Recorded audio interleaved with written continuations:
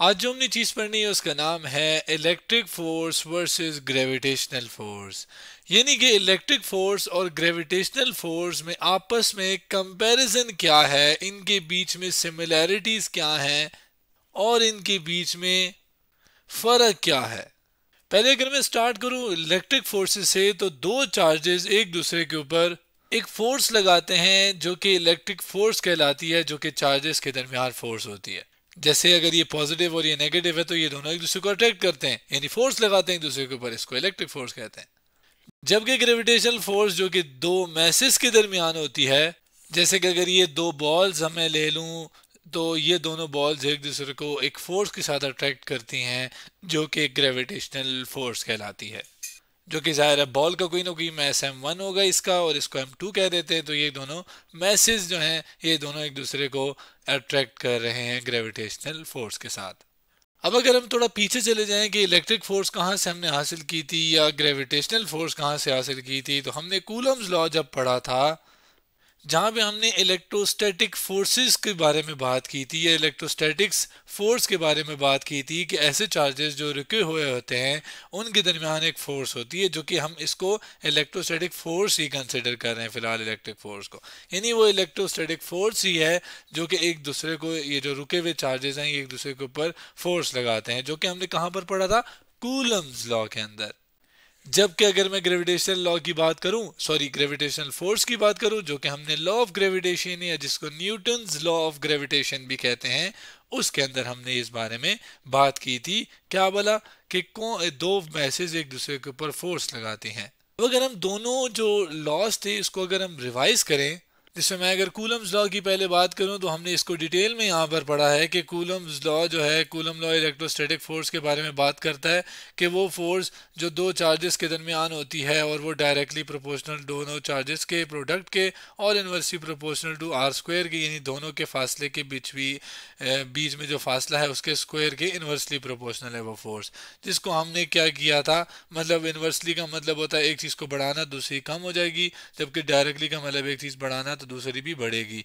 इसको फिर हमने सिंप्लीफाई किया था और सिंप्लीफाई करके हमने जब इसको एक इक्वेशन में बदला तो एक कांस्टेंट के आया जिसको कूलम्स कांस्टेंट भी कहते हैं, जिसको मजीद 1/4 पाई एप्सिलॉन नॉट लिखते हैं, जिसमें एप्सिलॉन नॉट परमिटिविटी कहलाती है, जो कि दो चार्जेस के दरमियान मीडियम के बारे में बताती है। बेसिकली ये मीडियम की प्रॉपर्टी कह रहे हैं, यानी जो के है ये कूलम्स कांस्टेंट जो कि प्रॉपर्टी ऑफ मीडियम के बारे में बताता है। लेकिन हम अगर फोर्स की बात करें तो हमारे पास जो फोर्स आती है वो के Q1 Q2 over are square है, जिसमें Q1 आपके पास पहला चार्ज, दूसरा चार्ज Q2, जबकि आर दोनों के दरमियान में फासला। जबकि लॉ ऑफ ग्रेविटेशन की अगर हम बात करें तो न्यूटन ने इसको डिस्कवर किया था, जिसमें उसने डिस्कवर करने के बाद एक लॉ लिखा जिसमें उसने कहा कि जो फोर्स दो मैसेस के दरमियान लगती है वो डायरेक्टली प्रोपोर्शनल है दोनों के प्रोडक्ट के और इनवर्सली प्रोपोर्शनल है दोनों के दरमियान फासले के, सेंटर्स के दरमियान फासले के, जबकि कूलम में भी सेंटर के दरमियान फासला था तो उसके स्क्वायर के, सॉरी इनवर्सली प्रोपोर्शनल है। ओवरऑल हमने फार्मूला ये निकाला Gm1m2 ओवर आर स्क्वायर, जी जो कि ग्रेविटेशनल कांस्टेंट है जिसकी वैल्यू 6.67 10⁻11 न्यूटन मीटर स्क्वायर पर केजी स्क्वायर है, जो कि दो मैसेस के दरमियान जो मीडियम है उस पर डिपेंड नहीं करती, ये एक कांस्टेंट है जो कि हर वक्त सेम ही रहता है, चाहे मीडियम आ जाए इन दोनों मैसेस के दरमियान या ना आए। दोनों के फोर्सेस के फार्मूले को अगर मैं आमने सामने रखूं यहाँ पर, जिसमें Q1 Q2 तो ये दोनों चार्जेस हैं ना, जिसमें M1 और M2 है, दोनों मैसेज हैं, जबकि R क्या है, ये है डिस्टेंस बिटवीन चार्जेस, किसके केस में, कूलम फोर्स के केस में, जिसको इलेक्ट्रोस्टैटिक फोर्स कह रहे हैं। जबकि इस केस में, किस केस में, ग्रेविटेशनल फोर्स के केस में ये फासला है मैसेस के दरमियान का, आर की बात कर रहा हूँ। जाहिर है फ़र्क करने के लिए इसको अगर मैं 1 कहूँ, इसको मैं अगर 2 कहूँ, तो आपके पास इन दोनों के सेंटर के दरमियान ये फासला R1 कहलाएगा। जबकि इधर अगर हम बात करें तो इधर इन दोनों के सेंटर के दरमियान जो फासला है जिसको R2 कह रहा हूँ मैं, तो ये आपके पास R2 आ जाएगा। दोनों फोर्सेस को अगर आप देखें तो ये फोर्स भी स्क्वायर के डिस्टेंस बिटवीन चार्जेस के स्क्वायर के इनवर्सली प्रोपोर्शनल है और ये वाली भी है, तो ये एक सिमिलैरिटी है दोनों फोर्सेस के दरमियान।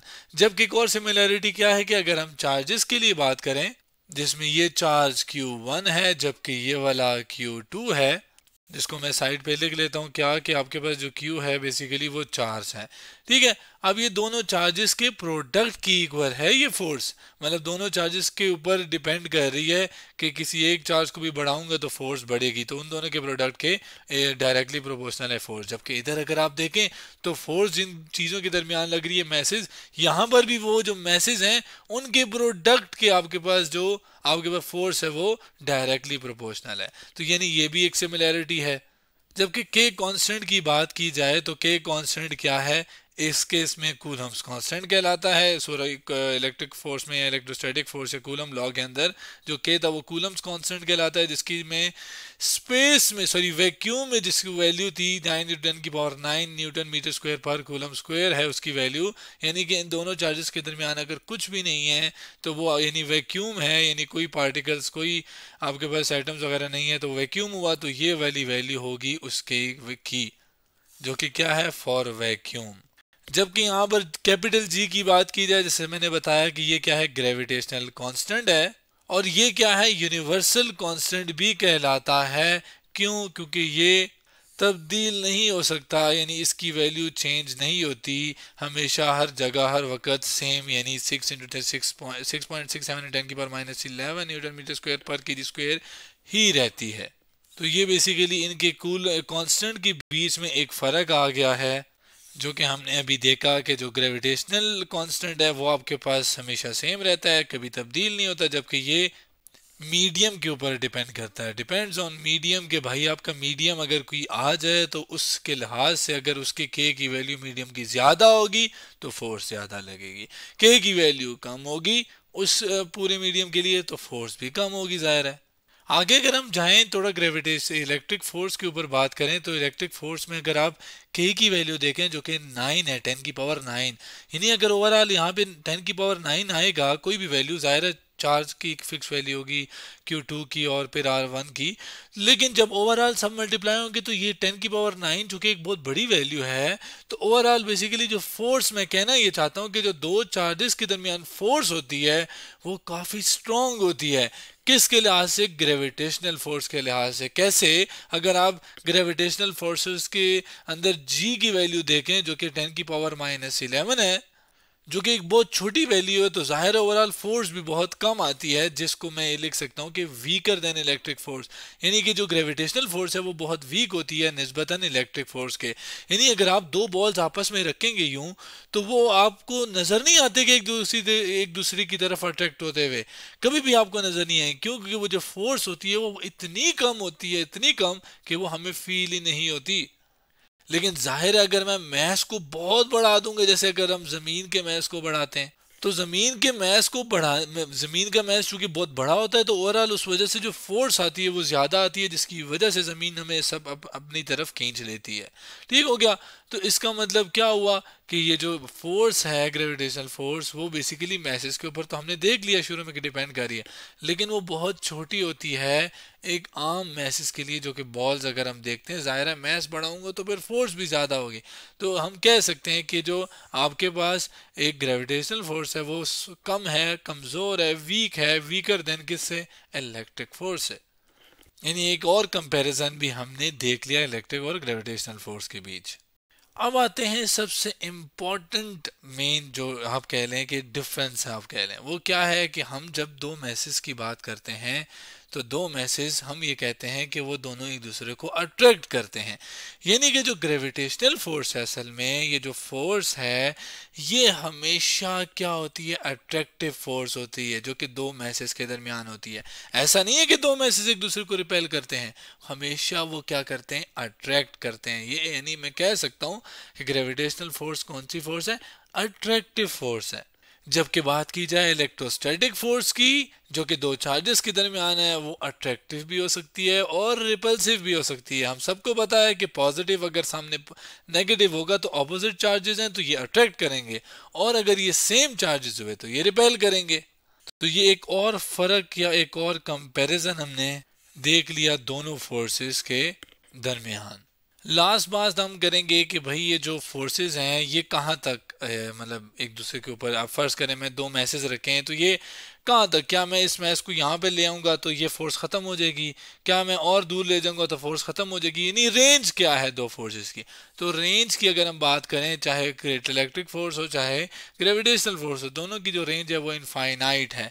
इनफाइनाइट मतलब अगर मैं रेंज की बात कर रहा हूँ कि कब फोर्स नहीं होगी, तो वो कब जीरो होगी फोर्स, जब आर की वैल्यू क्या हो जाएगी, इन्फिनिटी हो जाएगी। तो हमें पता है कि 1/इन्फिनिटी किसके बराबर होता है, जीरो के, तो वो इस वजह से फोर्स जीरो हो जाएगी। यानी जो रेंज है कि कितना दूर रखने से फोर्सेस खत्म होगी वो इन्फिनिटी है, इनफाइनाइट रेंज है।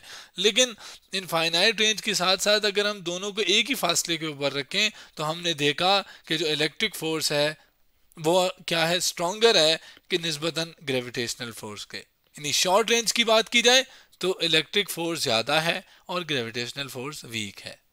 शॉर्ट रेंज मतलब करीब करीब अगर हम रखें दोनों चार्जेस को और दोनों मैसेज को एक ही फासले पे, लेकिन करीब फासला हो, तो इलेक्ट्रिक फोर्स ज़्यादा होगी निस्बतन ग्रेविटेशनल फोर्स के। वो हमने देख लिया कि क्यों। तो आज हमने electric force versus gravitational force के बारे में बात की और हमने दोनों फोर्सेस का कंपैरिजन किया।